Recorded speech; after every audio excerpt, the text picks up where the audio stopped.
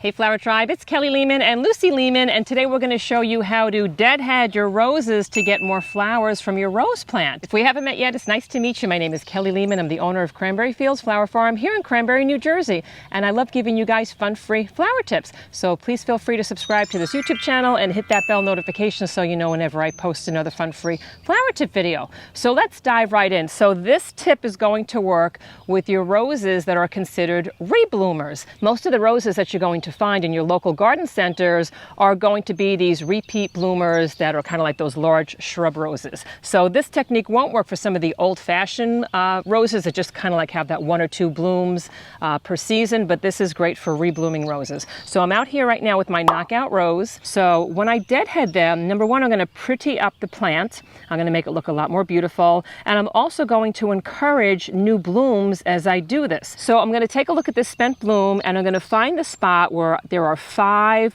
leaflets. So right here I see 1, 2, 3, 4, 5. I know that this is a good place to cut right above because this is a place that wants to produce another bloom right above it. So I'm going to wind up giving that a snip right there.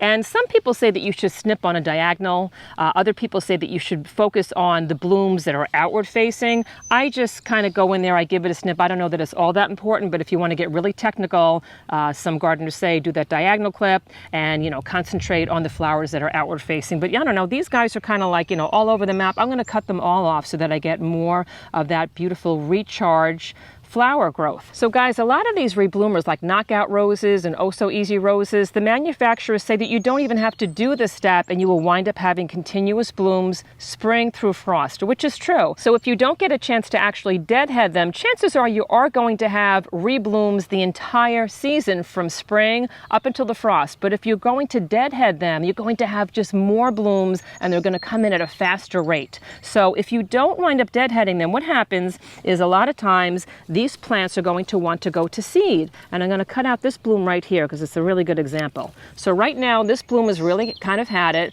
and right here is going to be what's known as a rose hip. And the rose hip is basically going to be like the seed pod. So what happens is your rose is going to put a whole bunch of energy into creating seeds for this plant.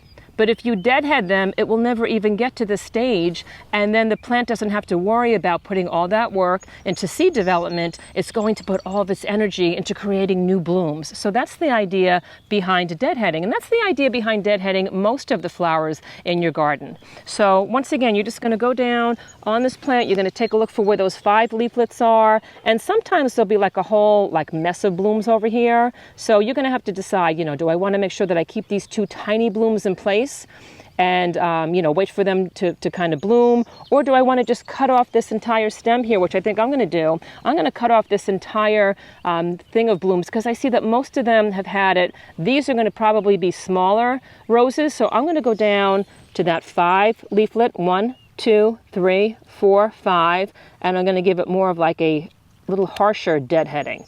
And now I know that I'm going to have a fabulous new stem that's going to come up here to give me loads and loads of beautiful flowers.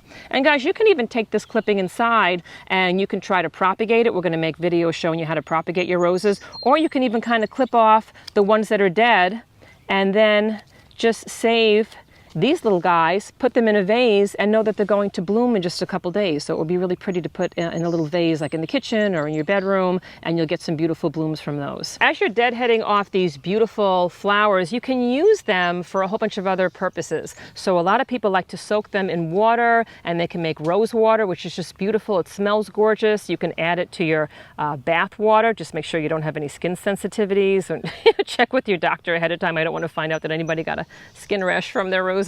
But I know a lot of people do like to use rose petals in their bath, and it smells really beautiful. Other people like to create soap out of them. So sometimes like Michael's or your crafting stores have some really simple soap making kits, and you can add some of these rose petals to that. Sometimes I'll add roses to our ice cubes, and it just looks beautiful as we're having guests, and you've got these beautiful flower petals in the actual ice cube. But just know that as the ice cube melts, people will have petals in their drinks. So know your audience, because yeah, I know.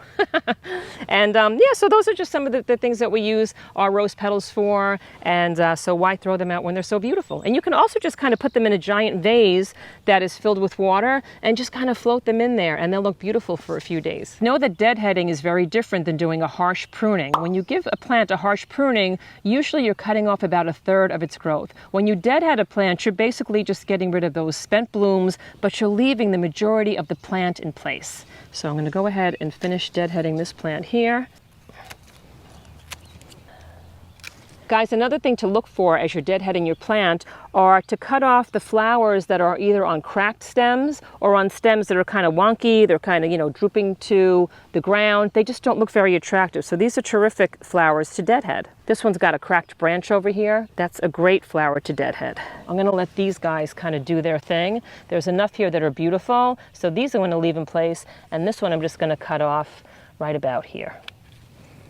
I'm going to cut off this one so it doesn't go to seed. Once again, you've got that rose hip that's starting to form that seed. I'm looking at some of these leaves that look a little bit diseased. So while I'm in here, I'm just going to cut some of these guys out, and I'm going to make sure that I dispose of them. I'm going to get rid of them because these can infect the rest of the plant. So I'm going to make sure that these wind up in the garbage and not remulched into my garden. I wanted you to know that I made a video showing you how to plant your knockout roses, and I'll put that in descriptions above. And please feel free to watch some of our playlists with all the garden tip videos that we have. Guys, thank you so much for joining me in this video, and please feel free to hop on over to my Cranberry Fields Instagram page and also say hi to us over on my Kelly Lehman Flower Tribe Facebook group, because there's thousands of gardeners from all over the world and they're asking and answering tons of garden questions over there. And please check out my new podcasts. They're based on the questions that the Flower Tribe has sent in through the years. And also please say hi to us over on our TikTok page, and I will see you in the next video.